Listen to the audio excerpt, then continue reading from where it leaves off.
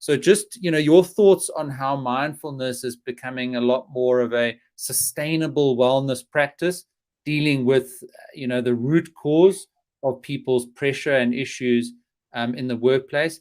And perhaps then following on from that, what would you like to see more of in workplace wellness practices in terms of helping employees to become more mindful? So just looking at, for example, Goldman Sachs, recognizing that mindfulness actually does help the bottom line, and then just your best advice for people in the workplace and that they'd like to see, and that perhaps they can influence their wellness teams. Perhaps they want to pass the course on to their wellness teams. They're more than welcome to go and do that, and perhaps get in touch with Milani for her input. So Milani, your thoughts on the workplace once again?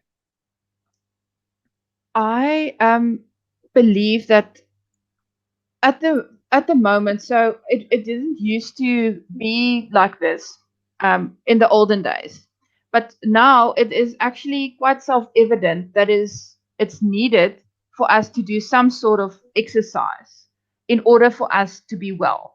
So it didn't used to be like this throughout human history. I think when long distance running, for instance, started in America, it was almost like this weird thing about but why would you want to go out and run on a pavement if something isn't chasing you? So it was this weird idea. It wasn't self-evident to people that there was value in it.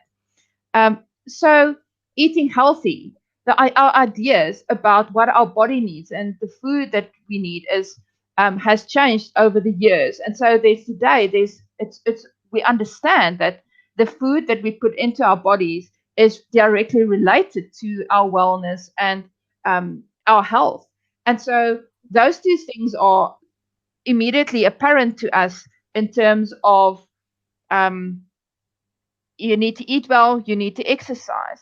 And I believe that mindfulness is going to become the third one of those in the future, that it will be self-evident to us and to the world and to business that mindfulness is actually important and that it is what we need in order for our life to flow better. So the most of the business things work is very much related to stress. So they're very trying to combat the stress of employees, and because that has a cost in terms of lost hours, it has a cost in terms of the productivity, it has a cost in terms of just general connectedness and engagement from their employees, etc. So they very much focusing on bringing people into that present moment and that idea of acceptance and not, adding extra stuff into the moment. But what I think would be beneficial to add to this is,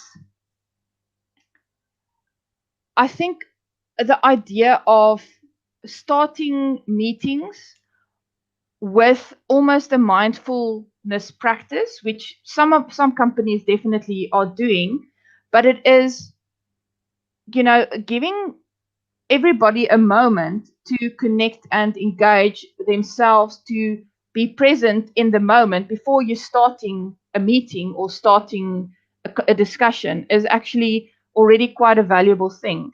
And then breathing. If you take a moment when you are in a stressful situation at work and you just take a moment to calm yourself down and to breathe, to do some stretching, maybe at your desk, etc., then I think there is a big benefit to in terms of reducing your stress, because breathing is this stress busting thing that we have available to us in every moment. We can access it at any time, but we don't really do it. So when we get stressed, we start breathing shallower and faster. And so the deep breathing, the breathing exercises combats that. So it is actually a very important thing. But so I think companies can actually benefit by adding more almost creative, intuitive stuff in terms of their mindfulness practices. So it's not just about stress management, it is also more about accessing your employees' inner creativity and intuition in terms of getting out of the box solutions and uh, brain, brain mapping type of scenarios where you actually everybody's putting their inputs together and you are creating innovative solutions to whatever the problem is or whatever the topic is that's being discussed. And so I would like to see mindfulness move from just being this stress-based thing where they're trying to manage employees' stress to actually adding more creativity, more better balanced productivity, and intuitive solution based thinking to the mindfulness that they are teaching. And I see, Milani, that just as you were talking, the Intel case study touches on a lot of what you were saying there in that sort of third bullet point there around the creativity that you mentioned, the focus, the teamwork, the engagement in meetings, through that proper check-in at the beginning of the session. And what I also sort of talked about in the course is that when we were all physically in the workplace, we'd be rushing from meeting to meeting. And there was that active physical activity, which I think made you more aware of your physical body and helped, I think, to create a little bit more presence when you arrived at the meeting. The blood was flowing. Perhaps you were running a little bit late.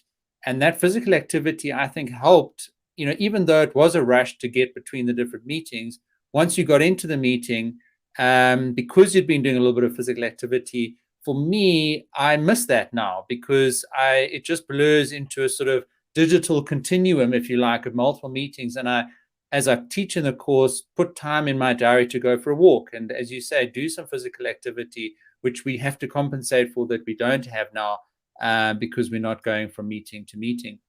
Writing Actually, yeah, Milani, go ahead.